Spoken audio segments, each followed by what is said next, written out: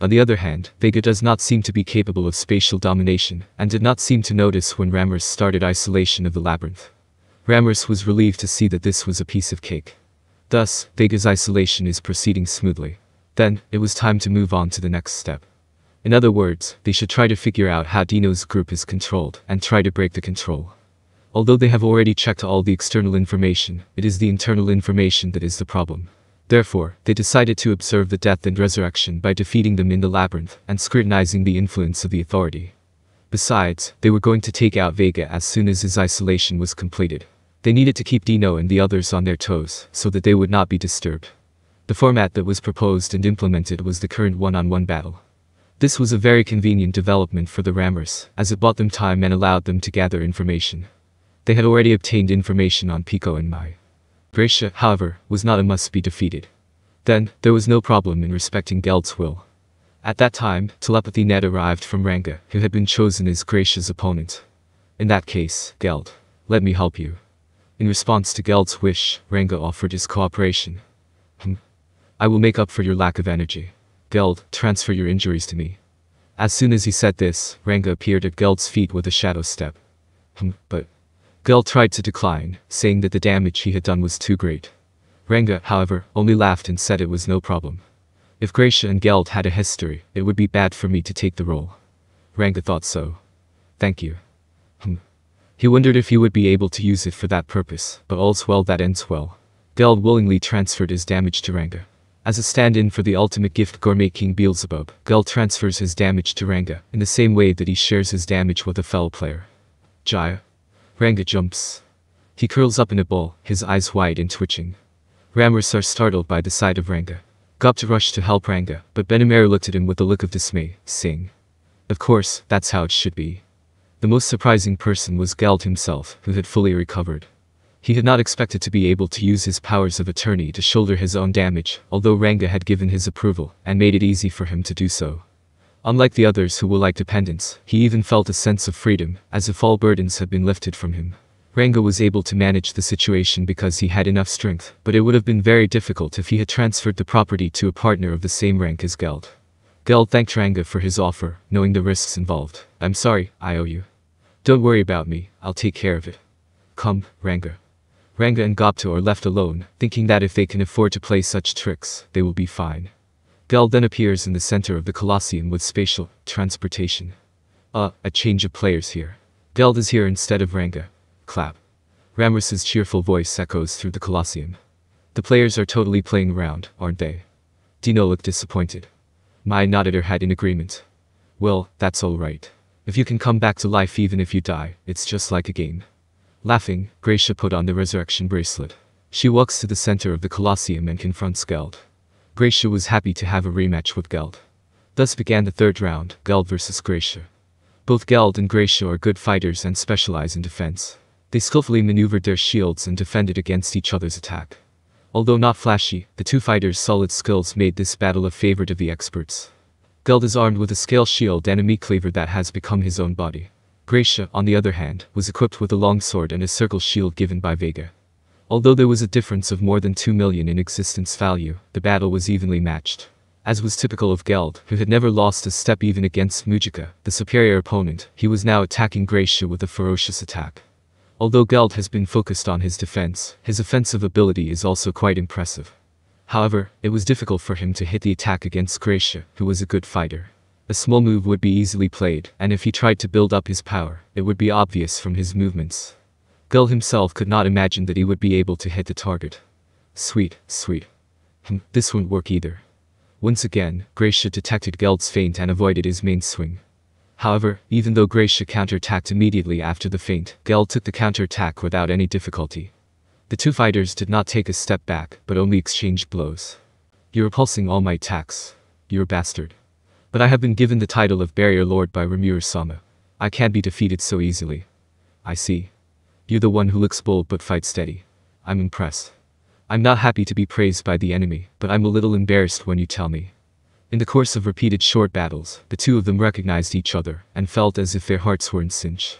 Both Geld and Gracia are using their skills to outperform each other, relying only on the level they have honed. I was trying to buy some time, but I guess I can't afford to take it easy on them now, can I? Gracia also praised Geld inwardly. As Gracia had expected, the battle naturally became a stalemate. The battle became a subdued mixture of truth and falsehood, like a friendly competition between practitioners. To begin with, Geld's ultimate gift, Gourmet King Beelzebub, is not suitable for individual competition. It is a power that should be applied on a core scale. It is only when you have allies that it shows its true value, such as strengthening your subordinates, making them more iron-walled, and improving the endurance of the whole army by distributing wounds received. It is not so useful in the battle against Gracia, because it does not have such a characteristic that it becomes stronger by concentrating all its power on Geld. On the other hand, Gracia seemed not to use the power at first glance. It is a loss for her not to use the ultimate skill Glory King Haniel, even though she has awakened to the ultimate power. Normally, you would think so, but actually, it is not so. In fact, Glory King Haniel is a passive skill. Its main effects are attack detection, hostility detection, energy, harmonization, offensive and defensive balance adjustment, and automatic recovery. She could detect the enemy's traps, detect the enemy's movements, change disadvantageous attributes into advantageous ones, turn offensive power into defensive power, turn defensive power into offensive power, and automatically heal all wounds. Gracia was activating these powers continuously and unintentionally. As long as this is the case, Gracia will never be defeated. As a perfectly balanced warrior, Gracia can fight more perfectly with this power. Compared to Pico, Gracia is more balanced in offense and defense. It is all thanks to this Glory King Haniel. Gracia's defense is equal or superior to Geld's, and its offensive ability is far superior to Geld's. With such an advantage, Gracia should have been the sole dominating force. However, this has not been the case. This reality is exactly what makes Geld such a great fighter. Gracia attacks hard. She kicks Geld to push him away, tries to break his position, and then throws his sword down. However, Geld does not collapse.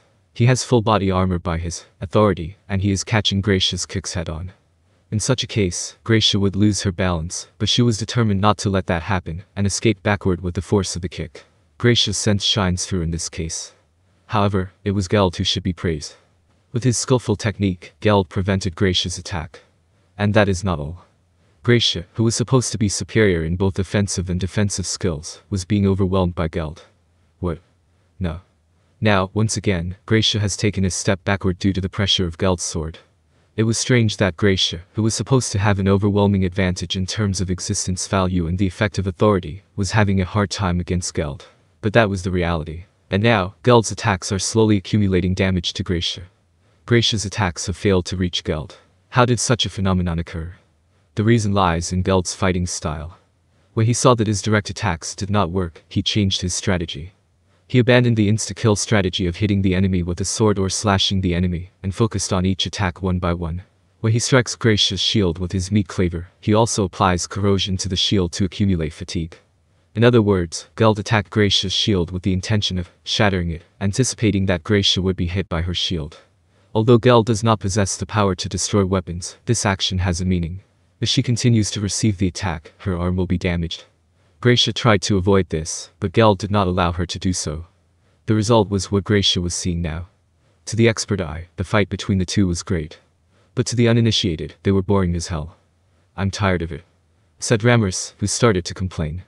Benimaru laughs when he hears the little mutterings echoing in the control room.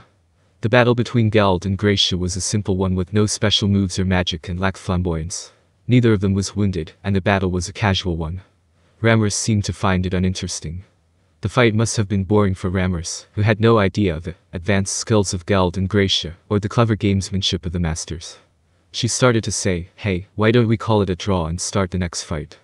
Moreover, she seemed to have forgotten the reason why she was making the fighters fight one-on-one to stall for time. "I think it's time for Dino-chan to pay for what he did." She was excitedly looking forward to the next fight, and showed no interest in Geld's match. And there was no Beretta here to scold Ramers. Trainee, who only spoiled Ramers, only gave her a convenient drumbeat.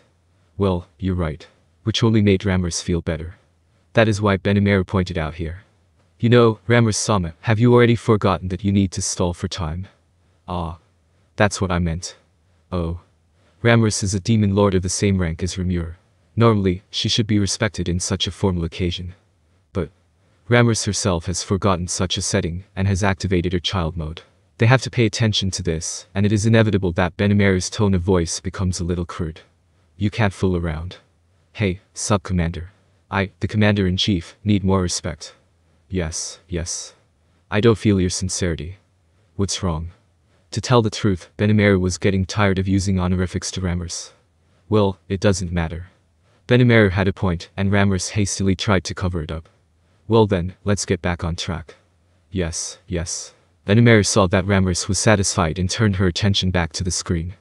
Geld had fought well. Benimaru really felt that there was no way to stop this fight. It is not often that they see such a great match. There are many things to be learned from watching the competitive battle. Many people seem to feel so, and the reactions in the control room seem to be splendidly polarized.